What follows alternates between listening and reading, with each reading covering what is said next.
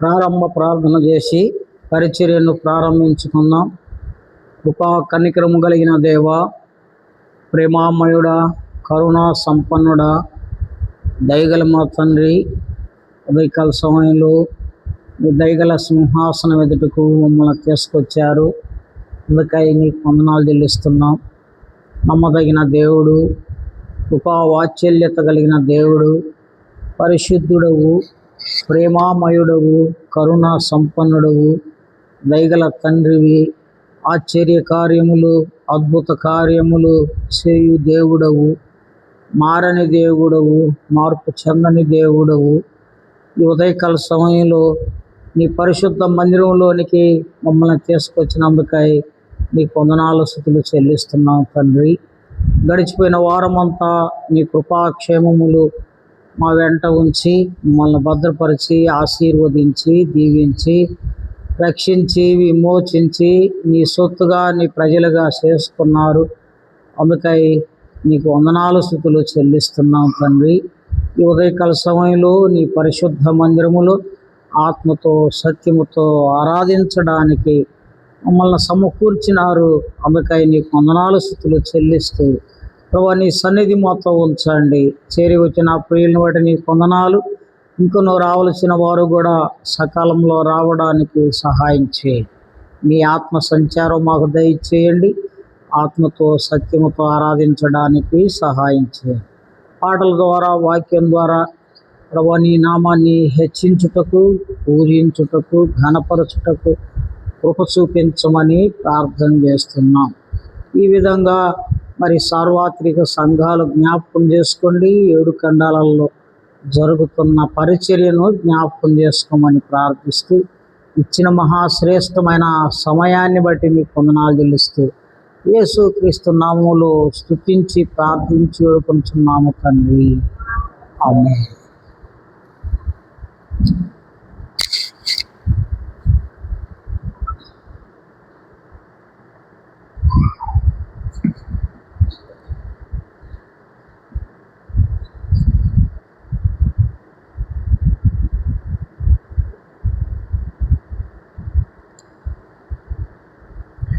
పాట సంఖ్య 215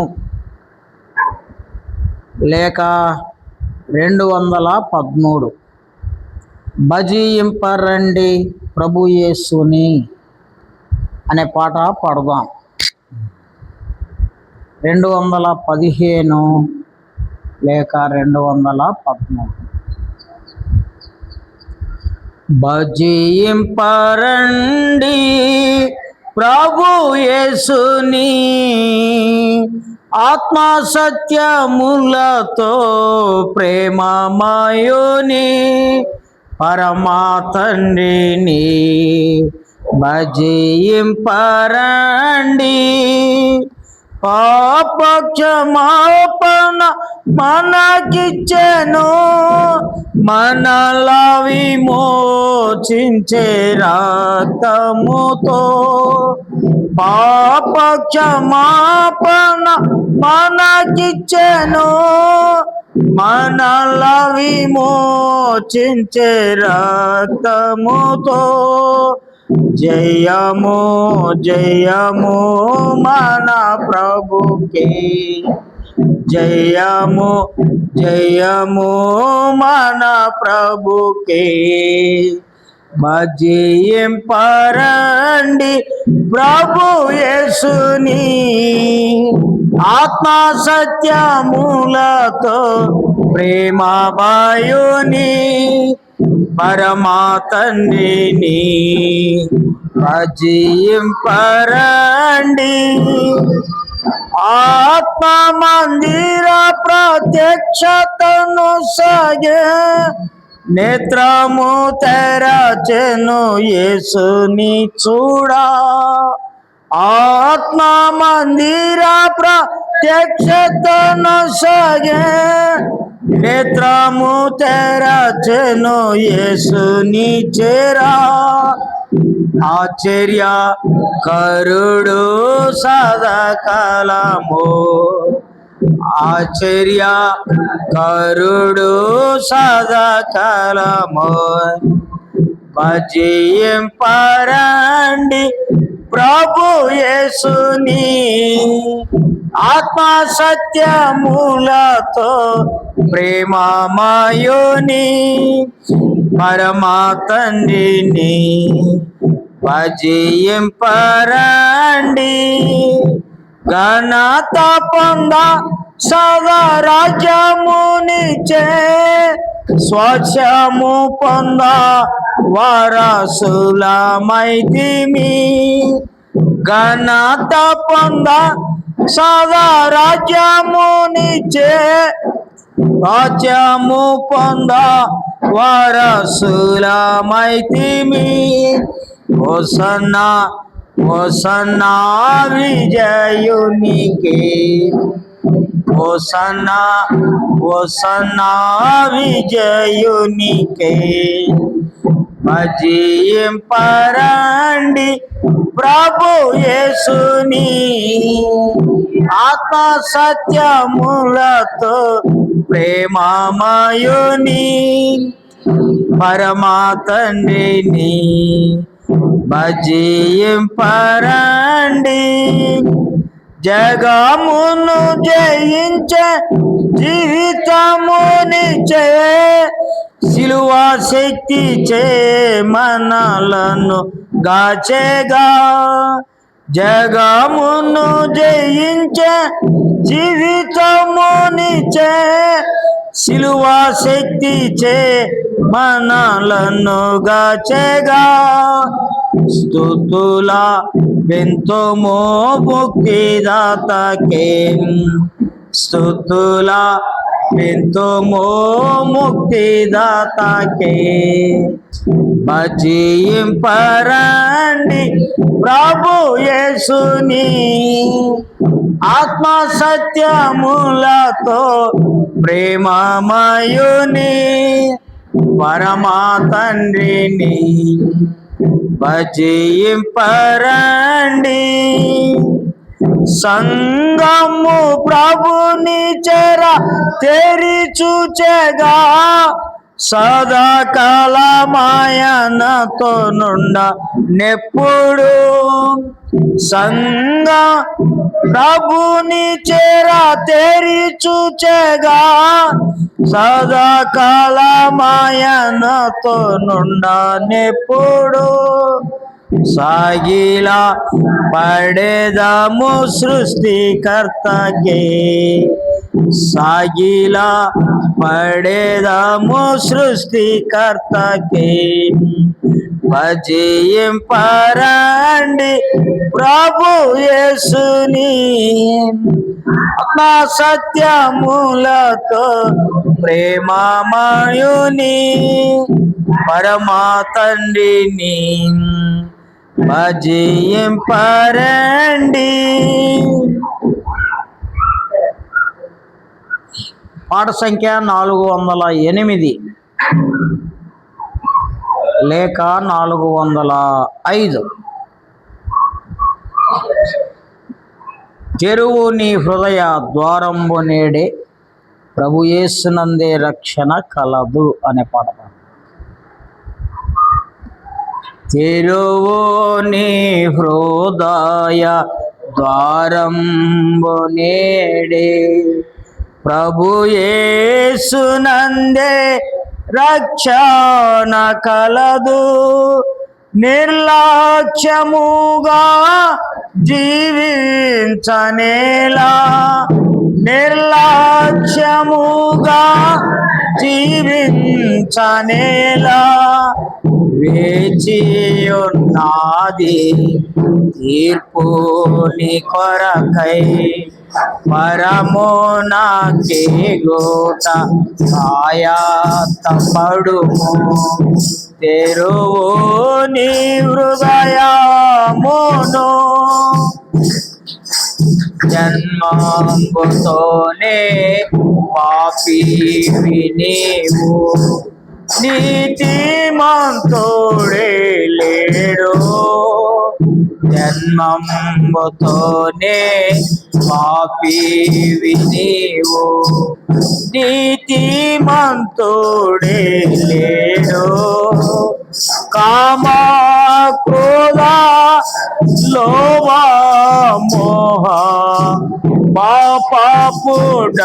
పాపపుడగొలియే కామ క్రోధ లోభ మోహ పాపపుడగొలియే తెరువుని హృదయ ద్వారము నేడే ప్రభు యేసునందే రక్షణ కలదు నిర్లక్ష్యముగా జీవించనేలా నిర్లక్ష్యముగా జీవించనేలా వేచియున్నది తీర్పుని కొరకై పరము నాకే గోట ఆయాసపడుము తెరువుని హృదయమును కర్మల వస్త్రంబు నీవు కప్పుకున్నదాగవు కర్మల వస్త్రము నీవు కప్పుకున్నదాగవు నీ పాపము కడిగి నీతిగా తీర్చే ఔషధం ఏమీ లేదు నీ పాపము కడిగి నీతిగా తీర్చే ఔషధం ఏమీ లేదు తెరువుని హృదయ ద్వారము నీవు ప్రభు యేసునందే రక్షణ కలదు నిర్లక్ష్యముగా జీవించనేలా నిర్లక్ష్యముగా జీవించనేలా వేచియున్నది తీర్పుని కొరకై పరము నాకే గోట కాయతపడుము తెరువుని హృదయమును తెలియదు నీకు నీ మరణ దినము నిశ్చింతగా నుండెదవా తెలియదు నీకు నీ మరణ దినము నిశ్చింతగా నుండెదవా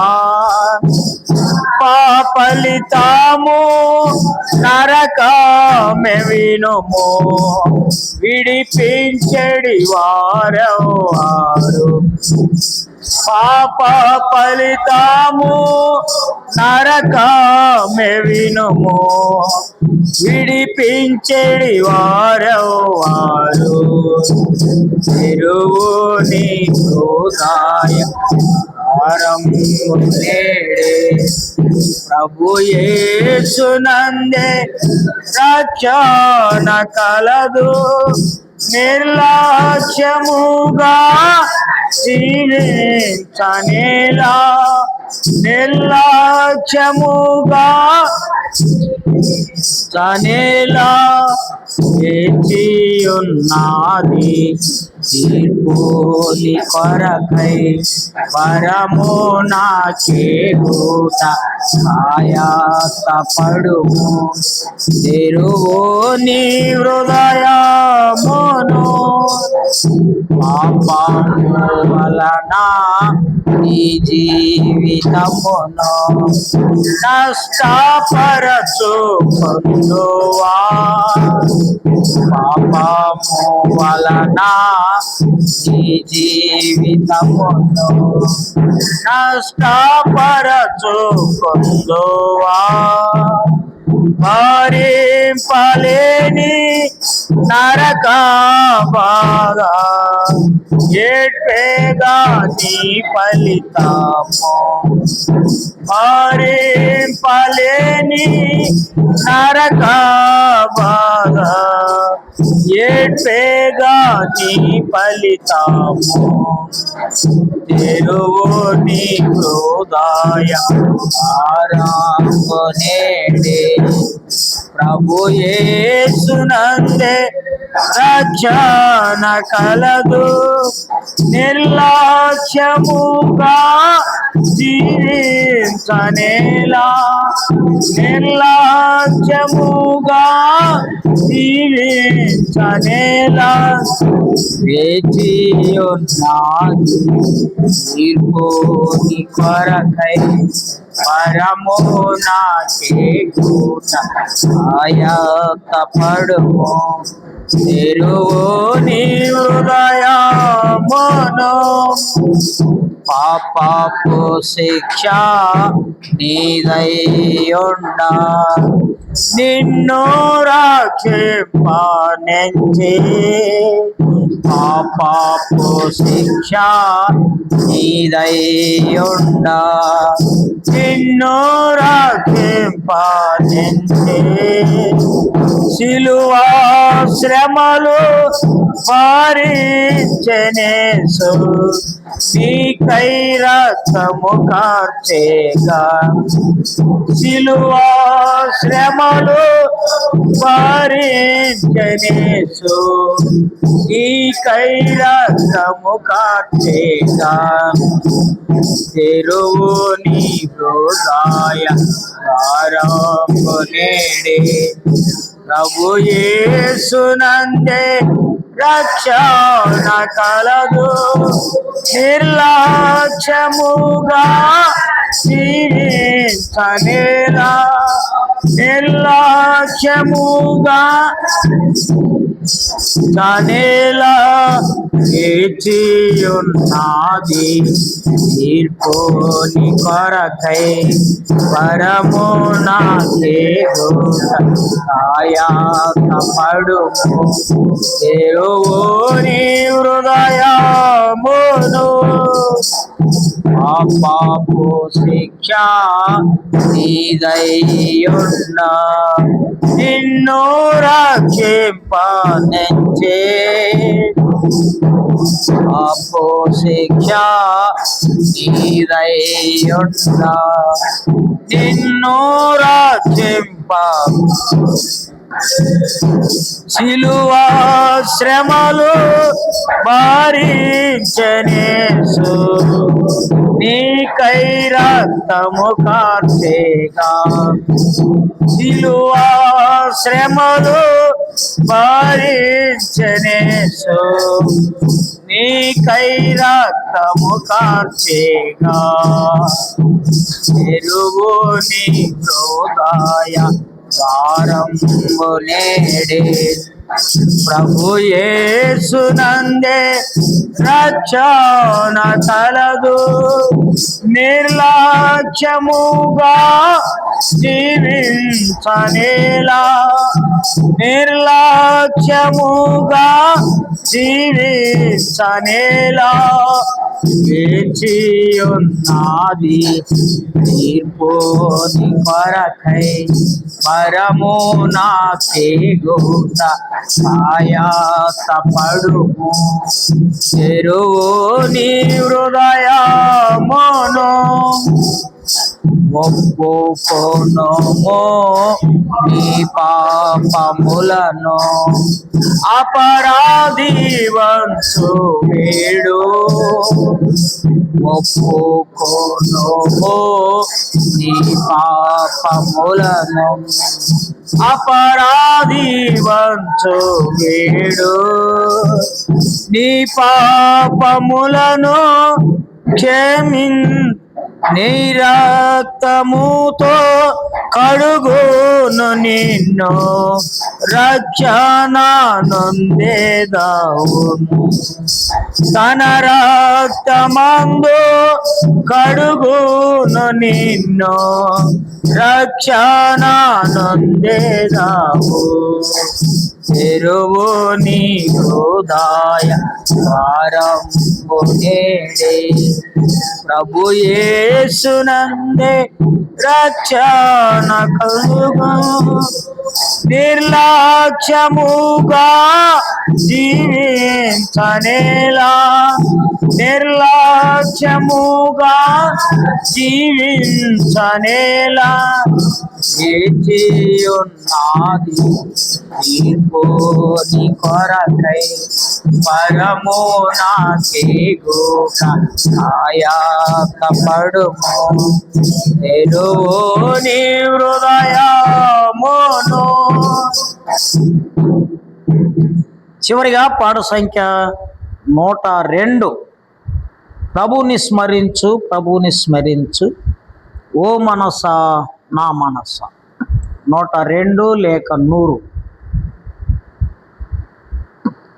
ప్రభుని స్మరించు, ప్రభుని స్మరించు ఓ మనసా నా మనసా. ప్రభుని స్మరించు, ప్రభుని స్మరించు ఓ మనసా నా మనసా. నీ ప్రేమ దాటికి సాటియే లేదు, నీ ప్రేమ దాటికి సాటియే లేదు, నీ మహిమే మేటి, నీ మహిమే మేటి, నీ మహిమే మేటి, నీ మహిమే మేటి. ప్రభుని స్మరించు, ప్రభుని స్మరించు ఓ మనసా నా మనసా. ప్రభుని స్మరించు, ప్రభుని స్మరించు ఓ మనసా నా మనసా. ప్రభుని శరణ గతులగువారు, ప్రభుని శరణ గతులగువారు విడుదల నొందెదరు, విడుదల నొందెదరు, విడుదల నొందెదరు, విడుదల నొందెదరు. ప్రభుని స్మరించు, ప్రభుని స్మరించు ఓ మనసా నా మనసా. ప్రభుని స్మరించు, ప్రభుని స్మరించు ఓ మనసా నా మనసా. పాపుల కొరకై సిలువను మోసి, పాపుల కొరకై సిలువను మోసి, ప్రాణమిడే నీలలో, ప్రాణమిడే నీలలో, ప్రాణమిడే నీలలో, ప్రాణమిడే నీలలో. ప్రభుని స్మరించు, ప్రభుని స్మరించు ఓ మనసా నా మనసా. ప్రభుని స్మరించు, ప్రభుని స్మరించు ఓ మనసా నా మనసా. మా ప్రభువా మా మొరలాలించి, మా ప్రభువా మా మొరలాలించి, నీ జ్ఞానం మేము, నీ జ్ఞానం మేము, నీ జ్ఞానం మేము, నీ జ్ఞానం మేము. ప్రభుని స్మరించు, ప్రభుని స్మరించు ఓ మనసా నా మనసా. ప్రభుని స్మరించు, ప్రభుని స్మరించు ఓ మనసా నా మనసా.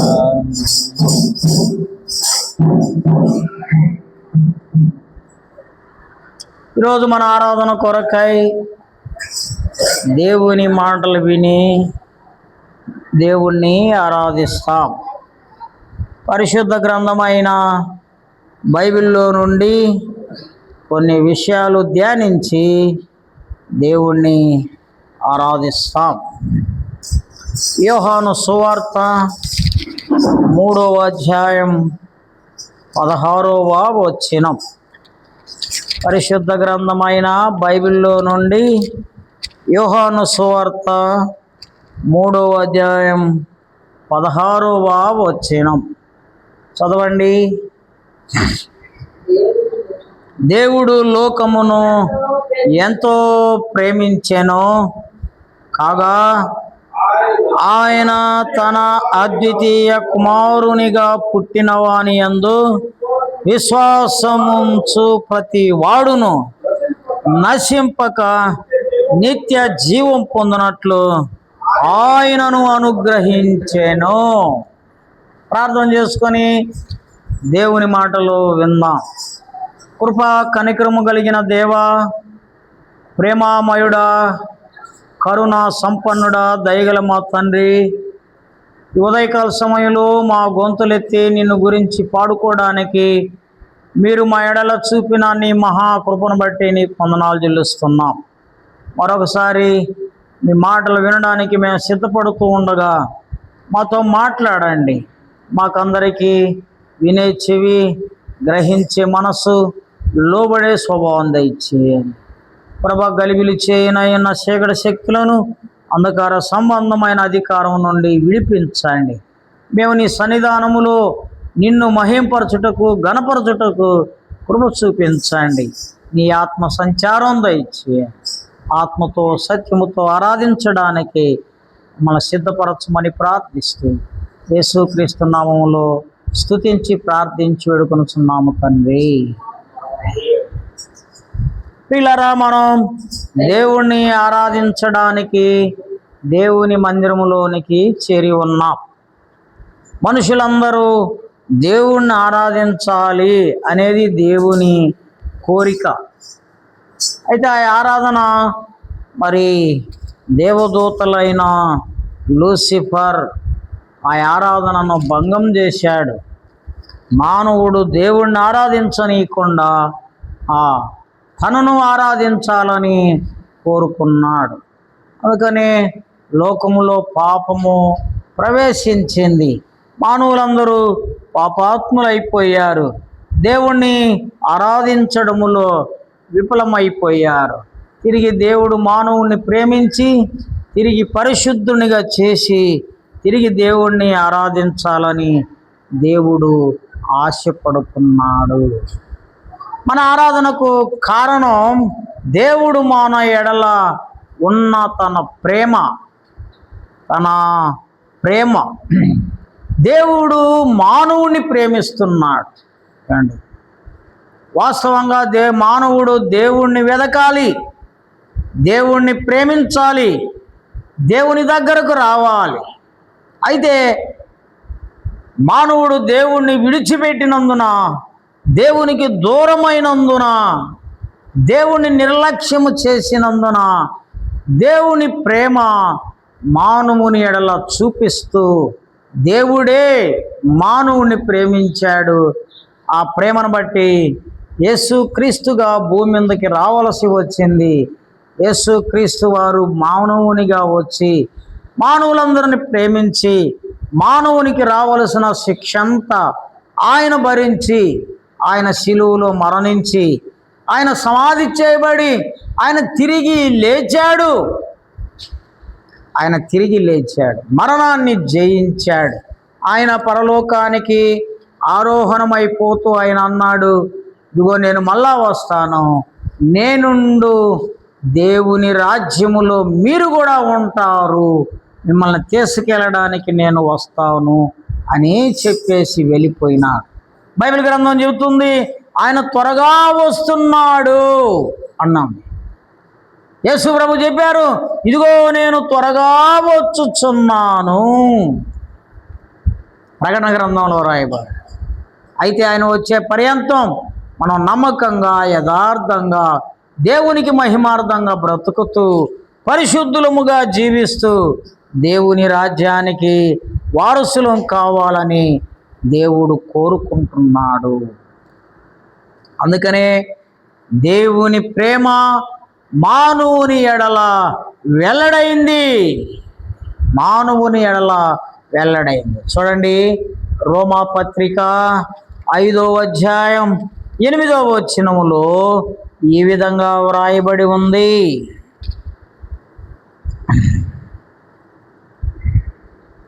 రోమా పత్రిక 5:8, అయితే దేవుడు మన ఎడల తన ప్రేమను వెల్లడిపరచుచున్నాడు. ఎట్లనగా మనం ఇంకను పాపులమై ఉండగానే క్రీస్తు మన కొరకు చనిపోయెను. చాలు ఏమండి? అయితే దేవుడు మన ఎడల తన ప్రేమను చూపుతున్నాడు. ఎలా చూపుతున్నాడు ఏమండి? ఎట్లనగా మనం ఇంకను పాపులమై ఉండగా క్రీస్తు మన కొరకు చనిపోయెను. క్రీస్తు మానవుని కొరకు ఏం చేశాడు? చనిపోయాడు. పైన అంటాడు 7వ వచనములో, నీతిమంతుని కొరకు సహితము ఒకడు చనిపోవుట అరుదు. ఏమండి? ఎవడైనా ఒకడు నీతిమంతుడుగా ఉంటే వాని కోసము ఒకడు చనిపోవడానికైనా తెగించొచ్చు, అది కూడా అరుదు. మంచి వాని కొరకు ఎవడైనా ఒకవేళ చనిపోవ తెగింపవచ్చును. అయితే పాపుల కొరకు ఎవరు చనిపోరు. ఏమండి? పాపుల కొరకు ఎవరు చనిపోరు. పాపిని రక్షించేవాడు ఎవడు లేడు. ధర్మశాస్త్రం అంటుంది, దుష్టుడిని శిక్షించండి, మంచోడిని రక్షించండి అని ధర్మశాస్త్రం అంటుంటే ఎవడున్నాడు మంచోడు? బైబిల్ చెబుతుంది, ఏ భేదము లేదు, అందరూ పాపము చేసి దేవుడు అనుగ్రహించు మహిమను పొందలేకపోతున్నారు. అయితే అందరిని చంపేద్దామా? ఏమండి? దేవుడు మన మానవుని ఎడల ప్రేమను వెల్లడిపరచుచున్నాడు. ఎట్లనగా మనం ఇంకా పాపులమై ఉండగా క్రీస్తు మన కొరకు చనిపోయాడు. ఎవరి కొరకు చనిపోయాడు దేవుడు? ఇప్పుడు వద్దాం. యోహాను సువార్త 3వ అధ్యాయం 16వ వచనం, దేవుడు లోకమును ఎంతో ప్రేమించెను. ఎంత ప్రేమించాడు అంటే ఆ ప్రేమకు హద్దులు లేవు. ఆ ప్రేమను మానవుడు కొలవలేడు. తన ప్రాణము కన్నా ఎక్కువగా మానవుణ్ణి ప్రేమించాడు. నిన్ను కూడా ప్రేమిస్తున్నాడు. నువ్వు ఎలాంటి వాడువైనా నిన్ను కూడా ప్రేమిస్తున్నాడు. ఎవరిని ప్రేమిస్తున్నాడంట? లోకమును ప్రేమించెను. ఎవరు లోకము? లోకము అంటే మనుష్యులు. ఏమండి? లోకం అంటే ఎవరు? మనుష్యులు. ఏ మనిషిని ప్రేమిస్తున్నాడు? క్రైస్తవులనా? ఆయన నమ్మిన వారినా? కాదు. లోకమును అంటే లోకములో ఉండే ప్రజలందరూ, ఏ జాతి మత కుల భేదము లేకుండా అందరినీ, జాతి వర్ణ భేదము లేకుండా అందరినీ ప్రేమిస్తున్నాడు. దేవుడు లోకమును ఎంతో ప్రేమించెను. కాగా ఆయన తన అద్వితీయ కుమారునిగా పుట్టిన వాని యందు విశ్వాసముంచువాడు. అంటే యేసుక్రీస్తునందు ఎవరైతే విశ్వాసముంచుతారో వారు నశించిపోకుండా నిత్య జీవము కలిగి ఉంటారు. దేవుడు మానవునికి కావలసినవన్నీ ఇచ్చి, ఏమండి, సృష్టించక మునిపే మానవునికి ఏమేమి అవసరం? ఆహారం అవసరం, గాలి అవసరం, నీరు అవసరం, మట్టి అవసరం, ఏమండి, వెలుతురు అవసరం, ఆక్సిజన్ అవసరం. ప్రతీది తయారు చేసి, జంతువులను తయారు చేసి, పక్షులను తయారు చేసి, సముద్రపు చరాలను తయారు చేసి, మానవునికి కావలసిన అన్ని తయారు చేసి, నువ్వు నన్ను ప్రేమించు అనడం తప్ప ఏమనుందా? ఏమండి, ఎవరు నువ్వు నన్ను నమ్ము అనడంలో తప్పుందా? నేను సృష్టి అంతా సృష్టించి నీ పాదముల కింద పెట్టాను, నువ్వు అది అనుభవిస్తున్నాను, జ్ఞాపకం చేసుకొనడంలో తప్పేమనుందా? అయితే దేవుడు ఎవరైతే తన్ను అంగీకరిస్తారో, ఎవరైతే దాని యందు విశ్వాసం ఉంచుతారో వారు నశించిపోకుండా వారికి ఏం దొరుకుద్దంట? నిత్య జీవము. నిత్య జీవం అంటే ఎల్లప్పుడూ బ్రతికి ఉండటము. 17వ వచనములో, లోకము తన కుమారుని ద్వారా రక్షణ పొందుటకే గాని లోకమునకు తీర్పు తీర్చుటకు దేవుడు ఆయనను లోకములోనికి పంపలేదు. ఎందుకు పంపాడంట యేసు ప్రభువుని భూమి మీదకి? లోకానికి తీర్పు తీర్చడానికి కాదు, లోకము తన ద్వారా రక్షణ పొందడానికి. కాబట్టి మనం రక్షణ పొందాలని దైవ ఉద్దేశమై ఉన్నది. కాబట్టి ప్రియ స్నేహితులారా, మన ఆరాధనకు ఇది ఒక కారణం. దేవుడు మనలను ప్రేమించి, మనలను రక్షించి, మనలను పాపము నుండి విడిపించి, మనల్ని పరిశుద్ధులుగా చేశాడు. దేవుని రాజ్యానికి వారసులుగా చేశాడు. ఎవరు మనం? దేవుని రాజ్యానికి వారసులు. వాస్తవంగా మన జీవితాన్ని మనం పరీక్షించుకుంటే మన పాపమును బట్టి మనకు ప్రతిఫలం ఇవ్వాలి, మన దోషమును బట్టి మనల్ని శిక్షించాలి. అయితే ఆ శిక్ష అంతా యేసు ప్రభువు వారే భరించి సిలువలో మరణించి మనకు నిత్య జీవము ఇచ్చాడు. ఇది క్రైస్తవ నిరీక్షణ. కాబట్టి దేవుని ప్రేమను బట్టి మనం ఆరాధించాలి. ప్రభువా, నన్ను కూడా ప్రేమిస్తూ వచ్చావు, అందుకై నీకు వందనాలు. ప్రేమించి ఏం చేశాడు?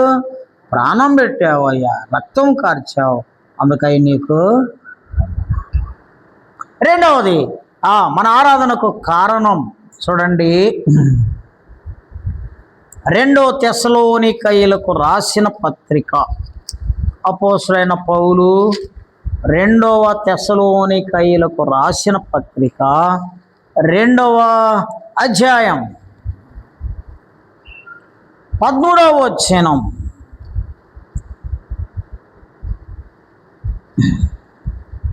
చదవండి.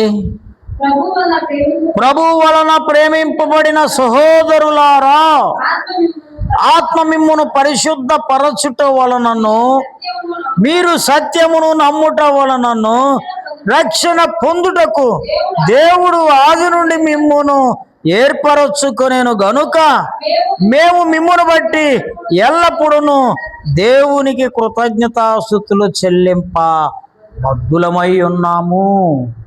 పౌలు అంటున్నాడు, ప్రభు వలన ప్రేమింపబడిన సహోదరులారా.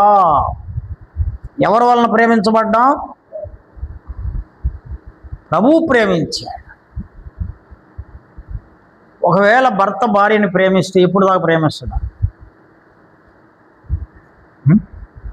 వాళ్ళ మాట విన్నదాకా, అంతే కదా, వాళ్ళు చెప్పిన మాట విన్నదాకా వాళ్ళు ప్రేమిస్తారు.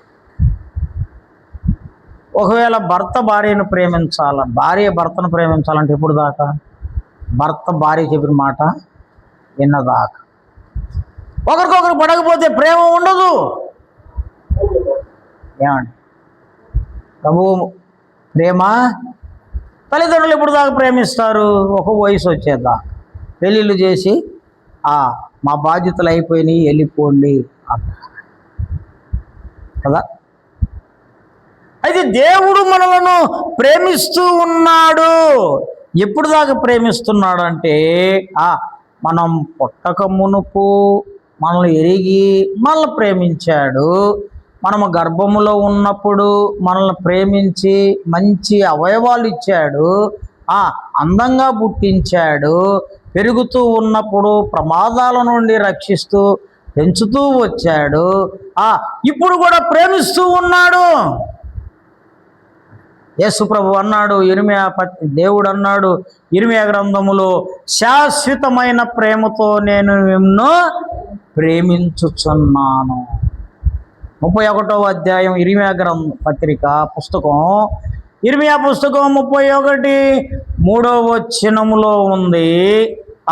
శాశ్వతమైన ప్రేమతో నేను నిన్ను ప్రేమించుచున్నాను గనుక విడువక నీ ఎడల కృప చూపుచున్నాను. ఉందమ్మా, చదువు. చాలా కాలము క్రిందట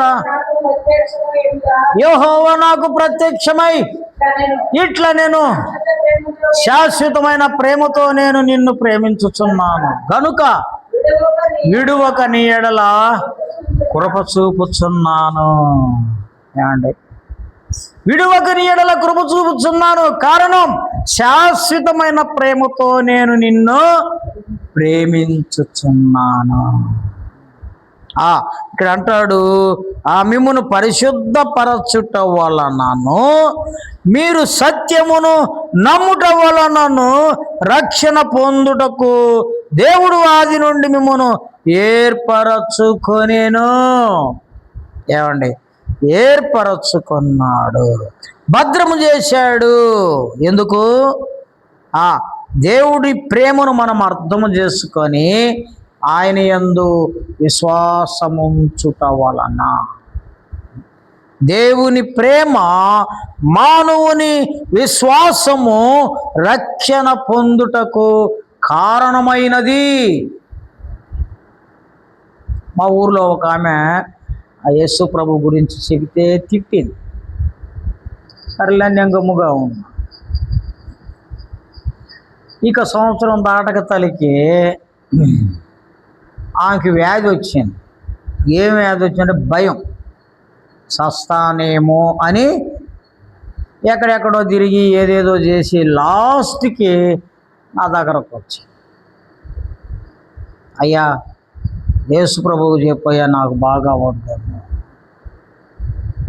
దరిదాపు 5-6 అంతరాలు ఉన్నాయి మెడల్లో, చేతికి ఒక 5-6 ఉన్నాయి, కాళ్ళకి 5-6 ఉన్నాయి. యేసు ప్రభు నీ జీవితంలో కార్యం చేయాలంటే నువ్వు నమ్మాలి అన్న. ఏం ఆన్సర్ చెప్పిందంటే, నేను నమ్మను, నాకు బాగు చేయాలి. కుదరద్దా? యేసు ప్రభుని నమ్మను, అది నువ్వేం చేయాలి నాకు అంటే కుదరద్దు అది. కాబట్టి ఇక్కడ అంటాడు, మనము యేసుక్రీస్తునందు విశ్వాసముంచుట వలన, నమ్ముట వలన, సత్యమును నమ్ముట వలన. ఒక సత్యమును నమ్మితే ఆ సత్యము నిన్ను స్వతంత్రునిగా చేస్తుంది. కాబట్టి మొట్టమొదటిగా దేవుడు మనల్ని ప్రేమించాడు, రెండవదిగా మనలను రక్షించాడు, లేక భద్రపరుస్తూ ఉన్నాడు. ఏం చేస్తున్నాడు? భద్రపరుస్తున్నాడు. మనం ఇష్టం వచ్చినట్టు ఎక్కడంటే అక్కడ తిరిగినా, ఇష్టం వచ్చినట్లు పడుకున్నా ప్రమాదము పొంచుకొని ఉన్నది. అయితే వాటి నుండి దేవుడు మనల్ని ఏం చేస్తున్నాడు? రక్షిస్తూ ఉన్నాడు. మూడవది చూడండి, 2 తెస్సలోనికయులకు రాసిన పత్రిక 2వ అధ్యాయం 14వ వచనం, మీరిలాగున రక్షింపబడి మన ప్రభు అయిన యేసుక్రీస్తు యొక్క మహిమను పొందవలనని ఆయన మా సువార్త వలన మిమ్మును పిలిచెను. ఏం చేశాడు? పిలిచాడు. పిలవడం అంటే తెలుసా? ఎంతమంది ఉన్నారు ఈ గ్రామంలో? చాలామంది ఉన్నా. ఎంతమంది ఉన్నారు ఇక్కడ? బుద్ధిమంతుడు. అయితే మనం ఎవరమి? పిలవబడిన వారము. అనేక మందిని దేవుడు పిలుస్తున్నాడు.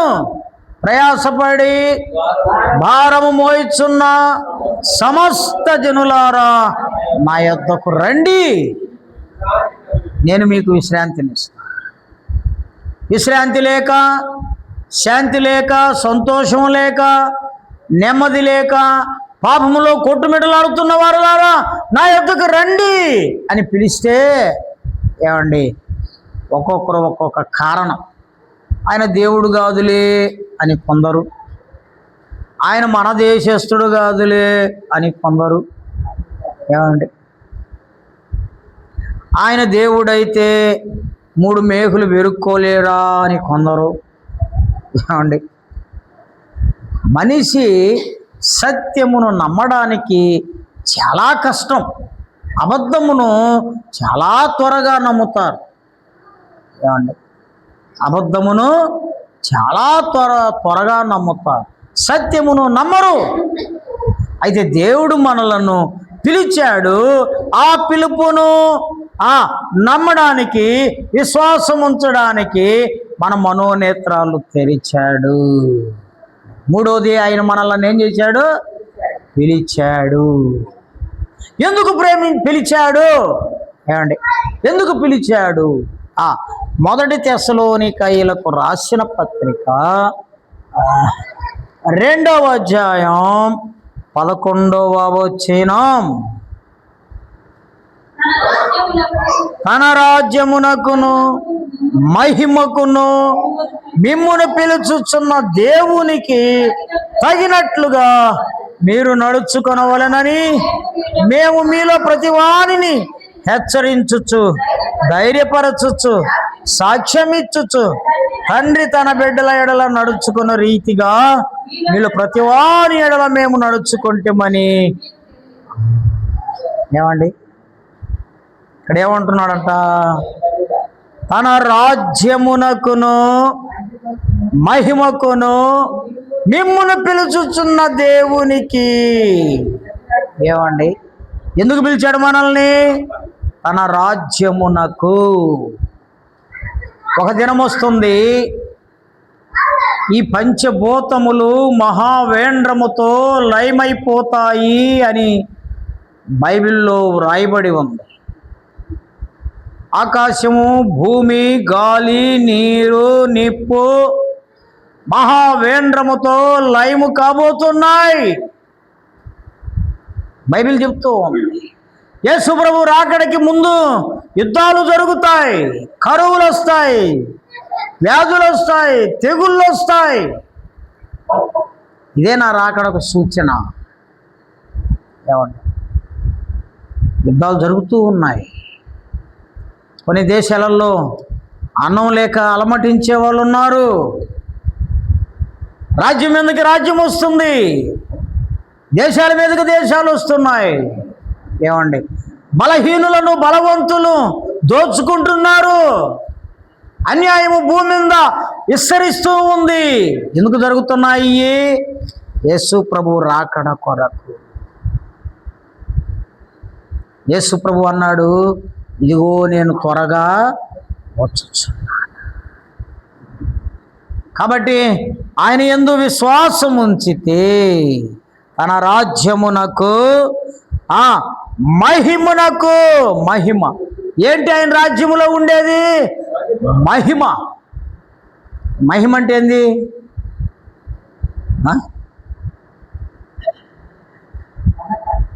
ఘనత. ఇంకా వీళ్ళు కొంతమంది ఇటని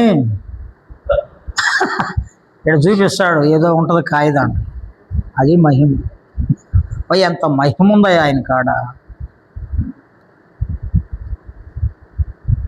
ఆ మహిమ కాదు ఇది, అది డూప్లికేట్ మహిమ.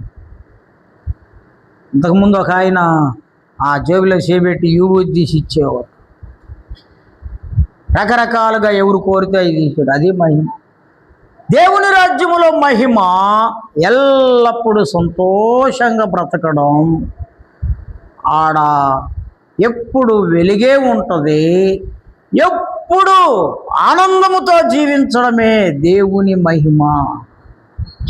ఆడ పాపము ఉండదు, పరిశుద్ధులే ఉంటారు. ఆడ దుఃఖము ఉండదు, ఏడ్పు ఉండదు, కన్నీరు ఉండదు. దేవుని మహిమలో ఆనందిస్తూనే ఉంటాము.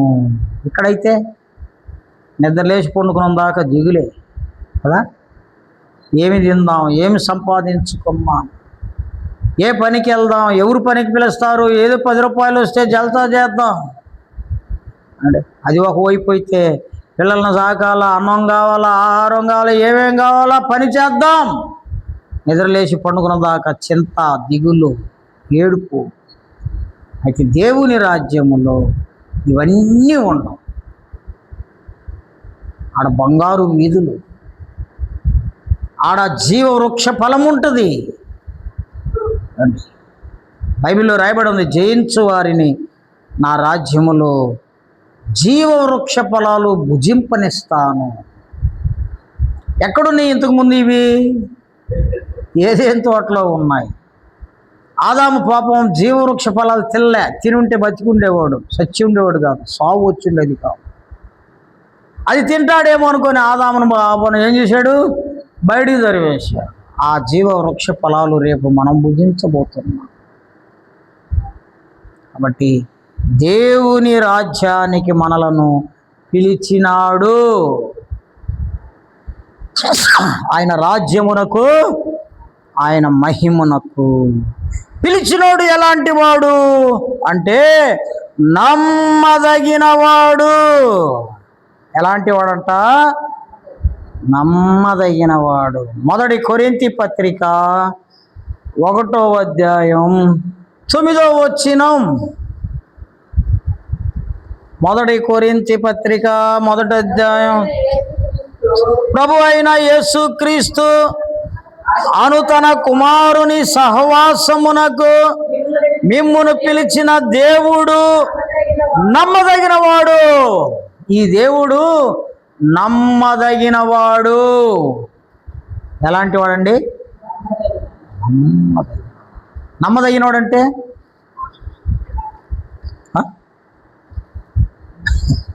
ఏది చెబుతాడో అదే చేస్తాడు. ఏది చేస్తాడో అదే చెబుతాడు. ఏమండి, అర్థమైందా? ఏమి చెబుతాడో అదే చేస్తాడు, ఏది చేస్తాడో అదే చెబుతాడు.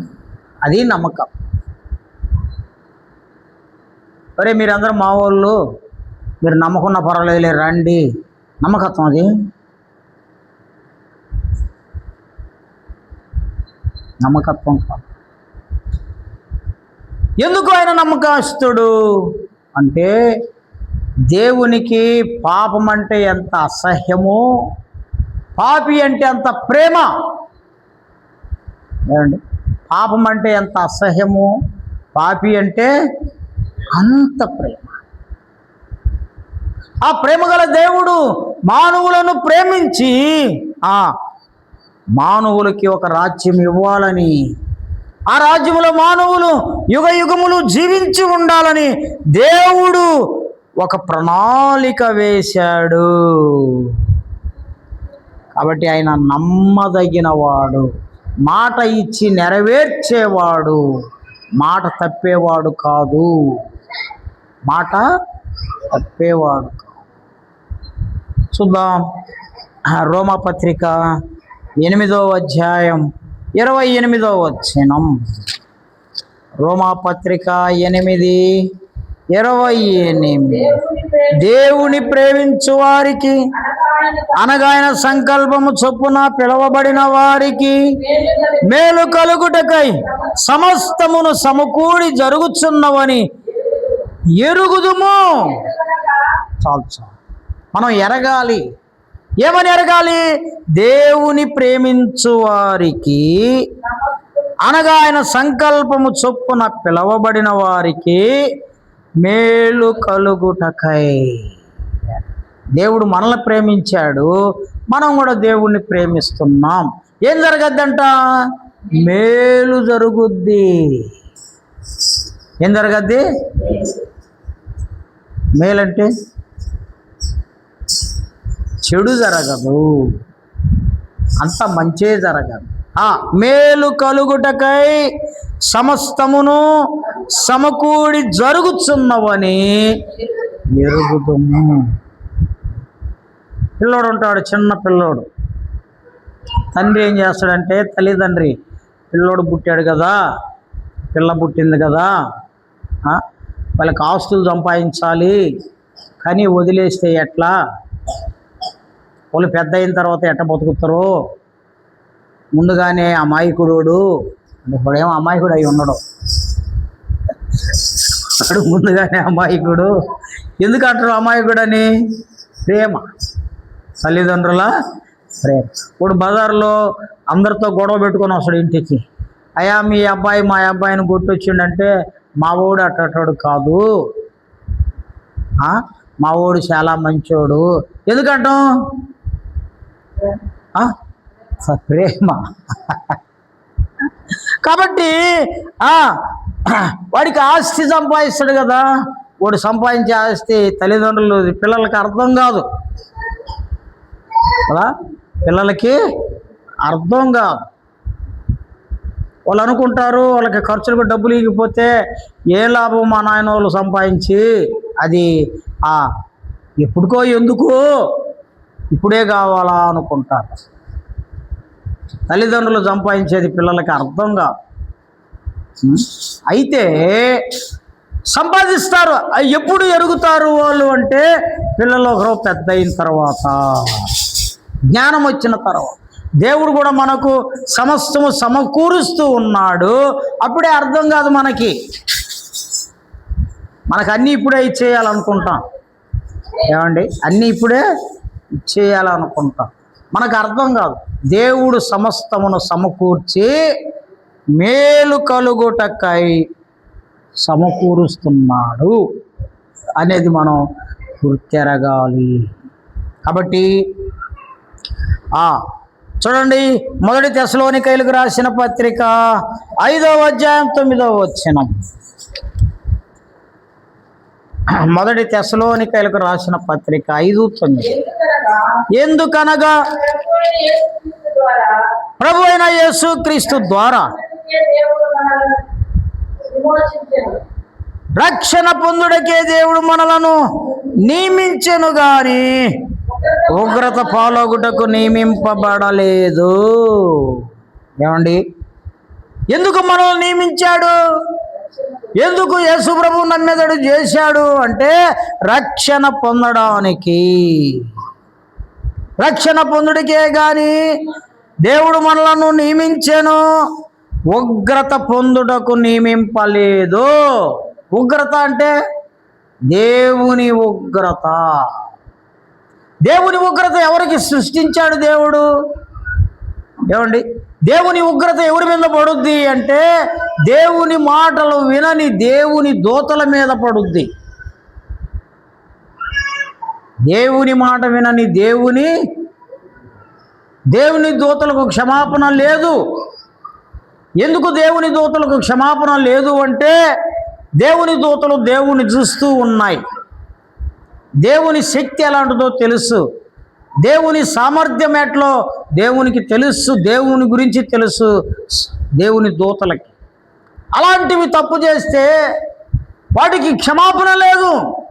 మనకు దేవుడు ఎవరో తెలియదు, దేవుడు ఎలా ఉంటాడో తెలియదు, దేవుడు ఉన్నాడని విశ్వసిస్తున్నాం. ఏమండి, దేవుడు ఉన్నాడని, అందుకని మనకు క్షమాపణ ఉంది. అందుకనే ఉగ్రత ఎవరి కోసం అంటే దేవుని దూతలకు ఏర్పరిచాడు దేవుడు. అయితే ఈడంటాడు, ఎందుకనగా మన ప్రభు అయిన యేసుక్రీస్తు ద్వారా రక్షణ పొందుటకే. ఏం చేయడానికి పిలిచాడు మనల్ని? ఇలారా మీరు రక్షణ పొందాలి, ఒక దినముంది దేవుని ఉగ్రత వస్తుంది. దేవుని ఉగ్రత ఎలా వస్తుందో తెలియదు.